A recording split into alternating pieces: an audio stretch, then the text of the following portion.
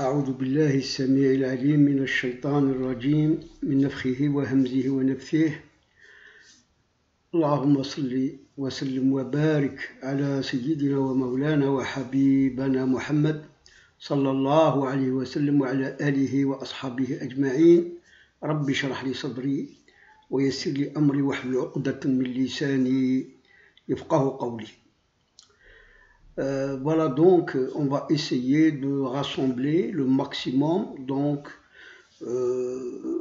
d'éléments de l'histoire de l'eau de Zamzam, mais surtout donc parler de ces miracles donc infinis que les gens en général ignorent, d'autres ne donnent pas assez de valeur, assez de considération à ces miracles pour se rapprocher d'abord de Dieu, se rapprocher des miracles divins qui existent sur la terre. Enfin, on va commencer en bref de rappeler l'histoire qu'on trouve dans le Bidaya ou Nihaya ou dans la chronique de Tabari, dans aussi des livres d'histoire tels que ceux de Ibn al-Athir, etc.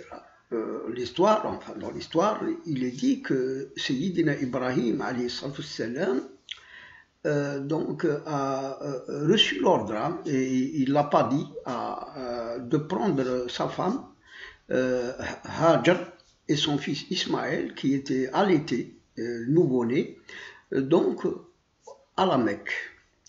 Et donc il les a donc ramenés de Palestine, des environs de Jérusalem, à la Mecque actuelle.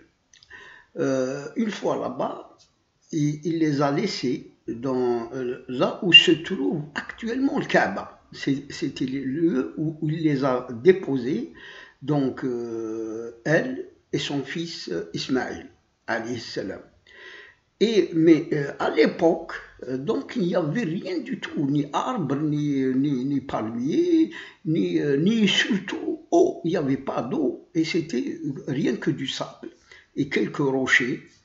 Et il les a déposés dans ce lieu-là, et puis il partit. Il leur laissa juste une gourde pleine d'eau, une grande, enfin, ce qu'on appelle sorte, une grande, c'est-à-dire outre, hein, pleine d'eau, et quelques, quelques galettes, je crois, et puis surtout un peu de dattes, quelques dattes. Mais Hajar, alayhi salam, c'est-à-dire elle était si inquiète quand elle avait même peur quand elle avait vu Ibrahim donc partir. Il leur a tourné le dos, il a repris son voyage vers Jérusalem. Et alors elle courut derrière lui, il lui dit: oh Abraham, tu nous laisses comme ça seul dans ce lieu désert, etc. Il lui répondit pas. Et elle répétait ça jusqu'à ce que, brusquement, comme ça, donc en elle-même, elle fut inspirée de lui demander: est-ce que c'est Allah Azza wa Jal qui t'a demandé, qui t'a ordonné de nous laisser ici? Et Sidna Ibrahim alayhi salam lui répondit: oui, c'est Allah Azza wa Jal qui m'a donc ordonné de vous laisser ici, d'une certaine manière, entre ses mains. Bon. Alors, elle-même, Hajar, qui était donc croyante, elle répondit: dans ce cas-là, il n'y a pas lieu d'avoir peur, parce que Dieu ne va pas donc nous laisser tomber, il sera toujours avec nous.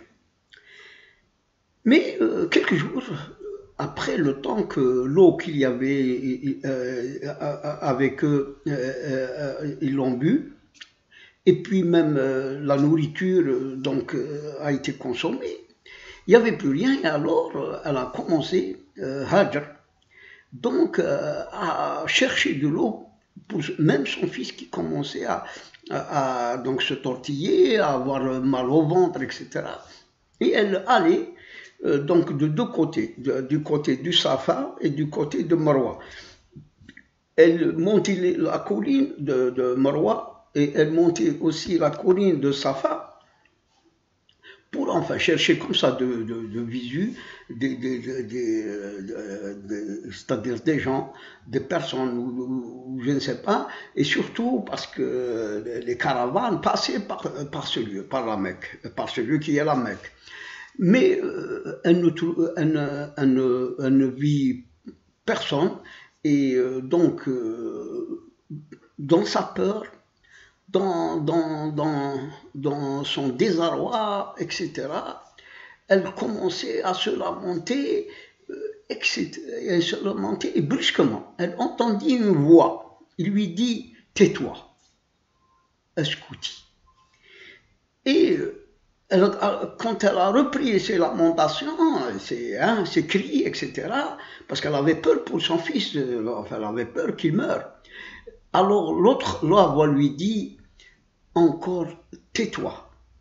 Elle lui répondit « Je t'ai entendu, qui es-tu » Et alors là, il lui apparaît sous la forme humaine l'ange Gabriel, alayhi salam, et il lui dit je suis là pour te sauver et sauver ton fils.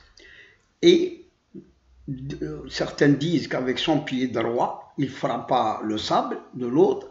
D'autres disent c'est avec l'une de ses ailes, il frappa donc le sable et brusquement l'eau jaillit du fond donc de la terre et elle, Hajar, prit la gourde, elle l'a remplie, donna donc à boire à son fils et il but, mais justement l'eau ne cessait pas de jaillir, de monter.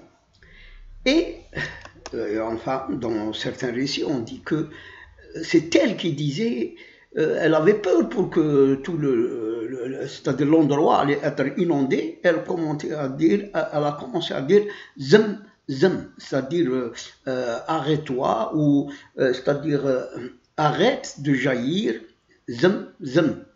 Et c'est comme ça que le nom de Zemzem a été donné à l'eau de Zemzem actuellement.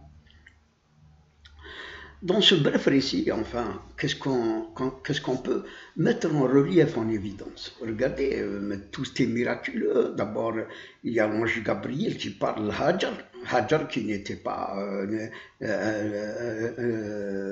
prophétesse, elle n'était pas prophète. Son fils, c'est vrai, était prophète, mais il était donc bébé, il était un nouveau-né. Alors, donc le premier miracle, c'est que c'est-à-dire là c'est un miracle finalement karama pour Sidna Ibrahim parce que c'était sa femme et c'était sa femme dans l'histoire, elle était offerte par sa femme Sarah qui n'avait pas d'enfant et que Dieu par la suite aussi donna Ishaq à Sarah par donc un autre miracle extraordinaire. Alors il y a d'abord l'ange Gabriel qui apparaît, ici lui qui frappe le sol, donc et l'eau jaillit. Il faut mettre en relief ceci parce que cette eau de Zemzem est-elle, elle vient-elle de la terre, du fond de la terre, des eaux dont on a parlé, des eaux donc de ce cycle donc d'évaporation des nuages et de la descente de la pluie, des eaux, des nappes souterraines, on a parlé aussi des eaux donc bénites, parce que dans certaines eaux, surtout des sources donc des sources souterraines, il y a beaucoup de sources qui portent c'est-à-dire des spécificités et certains remèdes, certains donc guérissons particulières. Elles ne se ressemblent pas sur le globe terrestre, mais chacune d'elles, et avec des expériences, parfois avec des analyses, mais les analyses prouvent seulement, c'est-à-dire les compositions de l'eau, mais elles ne prouvent pas le miracle, c'est-à-dire les miracles qui se trouvent dans les eaux souterraines, même l'eau de pluie porte un miracle aussi, ne peut pas être encore déterminé par donc les analyses dans les laboratoires. C'est des miracles divins donc qui resteront inconnus et qui existent dans ces eaux. Il y a des eaux qui guérissent les boutons, il y a des eaux qui guérissent les maladies des reins, les maladies du cœur, les maladies d'estomac, il y a des eaux qui guérissent des maladies même psychiques, psychologiques, etc. La question qui se pose ici, le fait que, est-ce que cette eau, est-ce que c'est l'une des eaux sur laquelle Dieu a mis son trône et que l'ange Gabriel a fait jaillir? Et ce n'est pas le cas, parce que les eaux que Allah avait sous son trône ont été donc une partie descendue sur la terre, habite la terre, l'autre partie inconnue et peut-être dans le paradis, elle fait partie des eaux du paradis. Mais l'eau de Zamzam est une eau qui a jailli miraculeusement par donc la frappe, par son pied droit ou par son aile, c'est Jibril, c'est-à-dire que sa création fut donc miraculeuse par l'ange Gabriel. C'est une eau donc particulière. On va essayer de rappeler, Inch'Allah, quelques remarques sur ces eaux de Zamzam, sur l'eau de Zamzam. D'abord, regardez, parce que là, moi, je veux mettre en relief le miracle, le mu'jiza rabbaniya qui existe dans l'eau de Zamzam. Savez-vous que l'eau de Zamzam, par exemple, ne sort pas du corps par l'urine? C'est-à-dire, quand on boit de l'eau de Zamzam, on ne l'urine pas. Elle sort par le biais de la sueur. Elle sort par la peau. Et là déjà, moi-même, j'ai passé beaucoup de temps à réfléchir dessus, parce que là, ça veut dire qu'il y a justement quelque chose de divin dans cette eau, quelque chose de vraiment miraculeux, parce que Dieu ne veut pas qu'elle se transforme en najas, parce que l'urine est une najas. Ce qui fait que cette eau, le fait qu'elle ne sort pas par l'urine, elle sort uniquement par la sueur, et la sueur n'est pas najas. Il faut lire là, c'est-à-dire la grande ftoua de Cheikh l'Islam Ibn Taymiyyah, rahimahullah, sur la sueur, qui n'est pas najas. Alors, d'ailleurs, même la sueur du prophète Mohammed sentait du musc. Et elle avait une baraka particulière. Et on connaît aussi que l'histoire de l'une de ces femmes qui a donc rassemblé la sueur, elle avait bu, celle du prophète, bien sûr.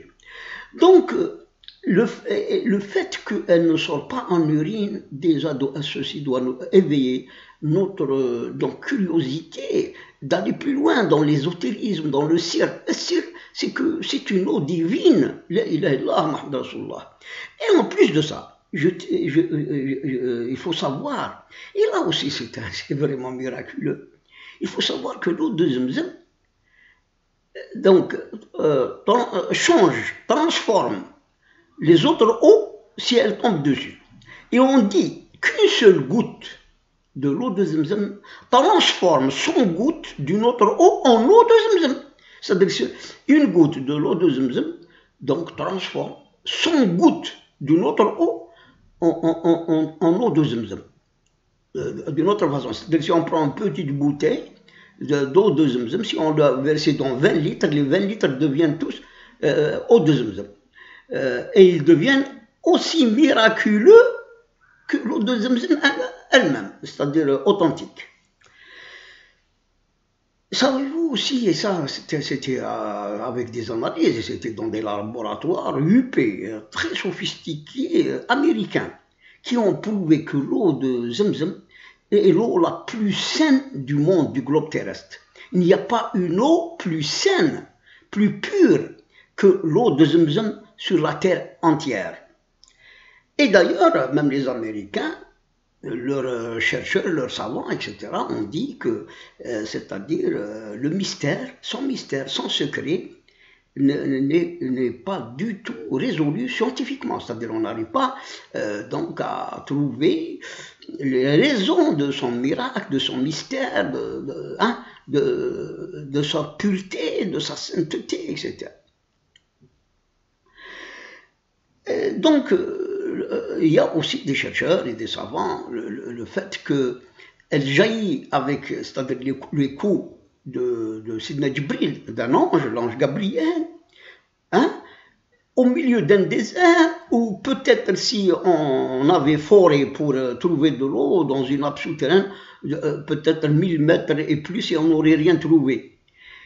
Et d'ailleurs, on va venir par la suite sur ce grand mystère, ce grand secret, cette grande interrogation. Elle jaillit en plein désert, dans le sable, et que les fonds, à ce jour, ces fonds, d'où elle vient, restent inconnus. On ne sait pas d'où elle vient, cette eau qui a jailli au milieu du sable. C'est comme, ça me rappelle aussi l'eau de Sidna Moussa, alayhi salam, là où Dieu dit « وَضْرِبْ بِعَصَاكَ الْحَجَرَ فَانْفَجَّرَتْ مِنْهُ 12 عَيْنًا قَدْ عَلِمَ كُلُّ أُنَاسٍ مَشْرَبَهُم ».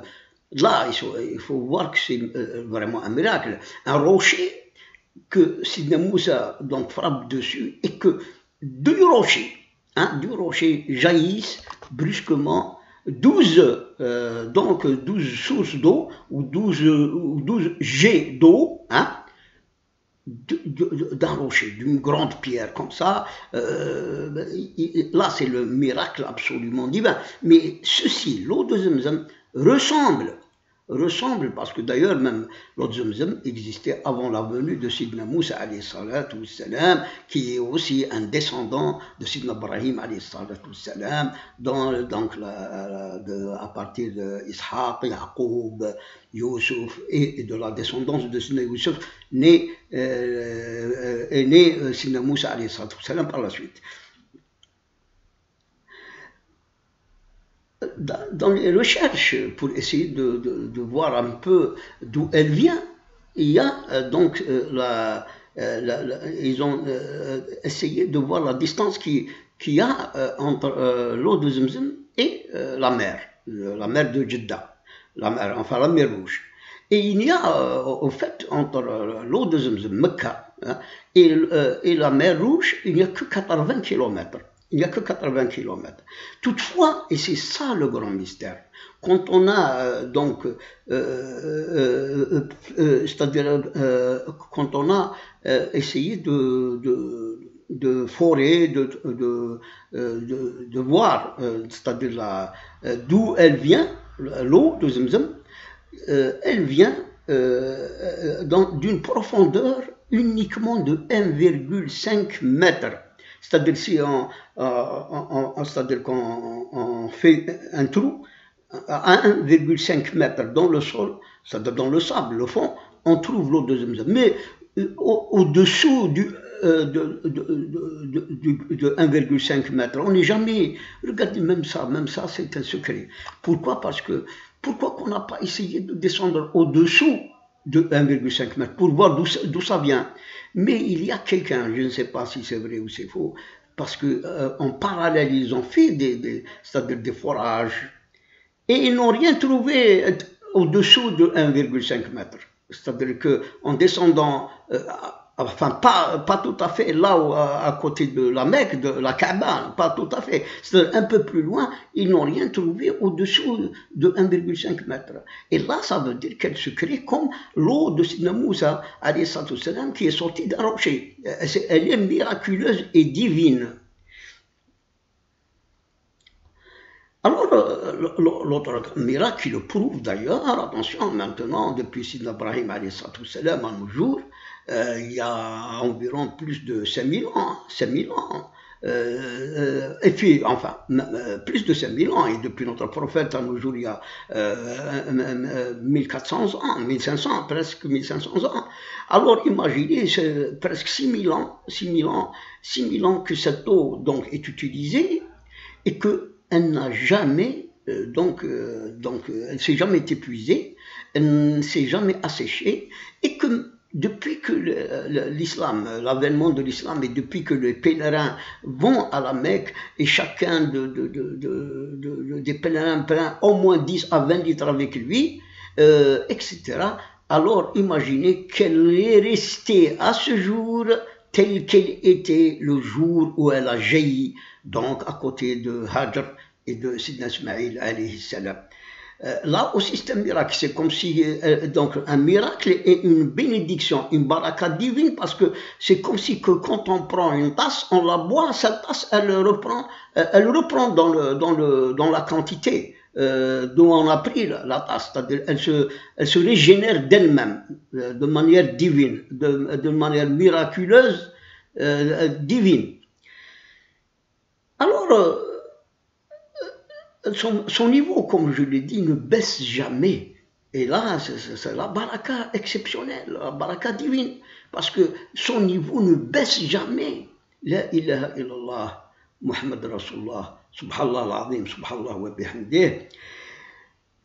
Et il y a un hadith d'ailleurs qui va nous encore emporter plus loin, c'est que Rasul sallallahu a dit, l'eau de Zamzam apaise la faim, le jour et la soif, la atash. Elle a donc en elle-même de satiété, de assouvissement. Elle assouvit la faim, elle assouvit la soif. C'est-à-dire une tasse, par exemple, dans la journée, permet à l'homme de vivre sans donc avoir besoin de manger ou de boire encore. Une grande tasse d'un demi-litre, par exemple, suffit largement pour donc apaiser la soif et la faim. Là aussi, c'est un miracle divin.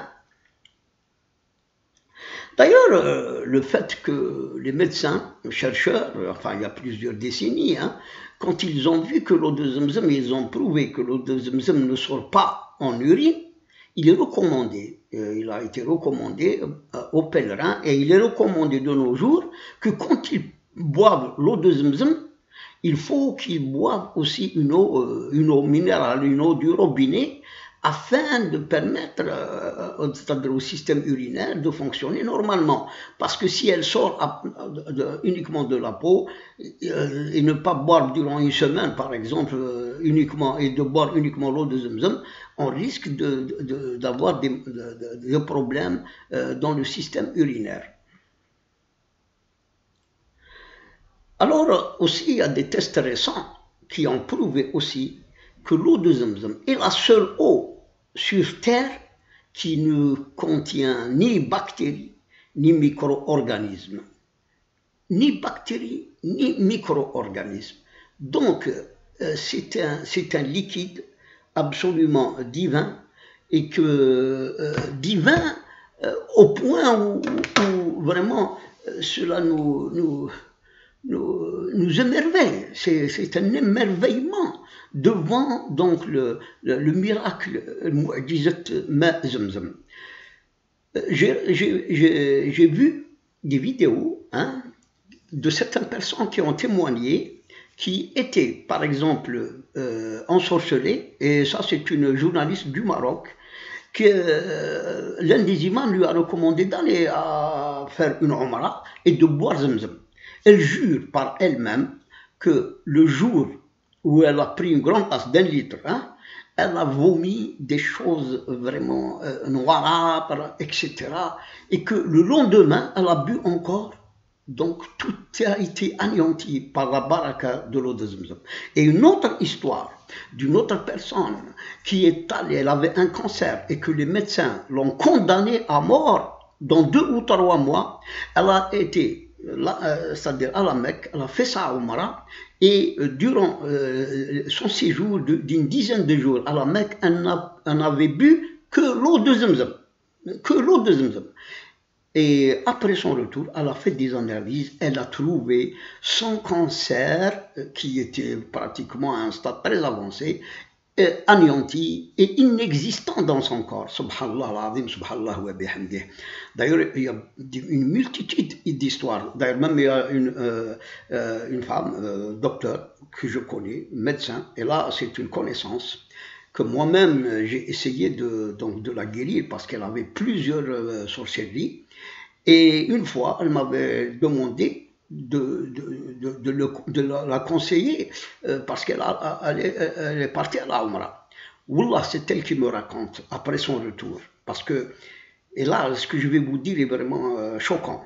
Les revenus, elle m'a dit que, parce que je lui ai conseillé que c'est-à-dire la première chose qu'elle fait, elle prend de l'eau de Zamzam dans sa chambre d'hôtel parce que moi j'ai connu des histoires qui ont vomi dans la Mecque, c'est-à-dire alors je n'ai pas voulu pour elle qu'elle donc vomisse dans un lieu aussi sacré, aussi pur, aussi saint.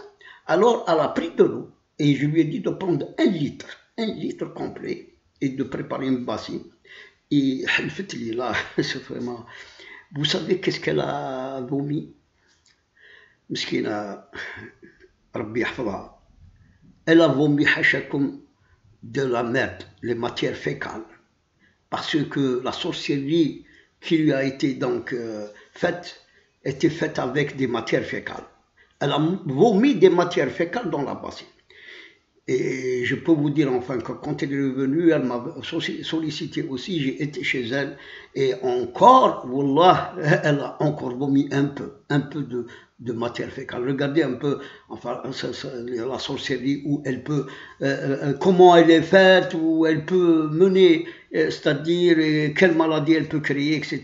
D'ailleurs, attention, dans ce domaine-là, il y a même une jeune femme aussi que j'ai exorcisée, et que j'ai donc guéri avec la ruqya, et mon dua et la baraka du Coran, etc. Elle a vomi aussi de l'urine. Elle a senti l'urine donc dans son vomi. Ceci dit, je tiens à vous dire que, regardez, même quand on le sait, on sait que donc l'eau de Zamzam est miraculeuse.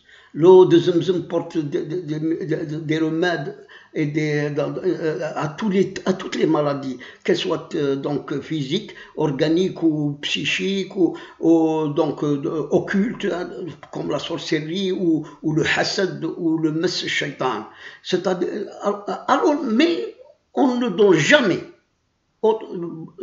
beaucoup d'importance à cette eau miraculeuse qui nous rapproche de Dieu, parce que les miracles qui se font avec elle, c'est des miracles divins. Mais c'est cette eau qui les porte. Elle porte ces miracles divins, ces miracles que franchement, il nous prouve toute la grandeur de Dieu, subhanahu wa ta'ala, toute donc son omnipotence. C'est bien fait pour l'humanité, parce que ceci c'est pour l'être humain, c'est surtout pour l'être humain que cette eau existe, et qui est un signe grandiose d'Allah Azza wa Jal et de son omniscience et son omnipotence, subhanahu azza wa jal. Voilà, je vous dis donc, Inch'Allah, à la prochaine vidéo. Assalamu alaikum wa rahmatullahi ta'ala wa barakatuh.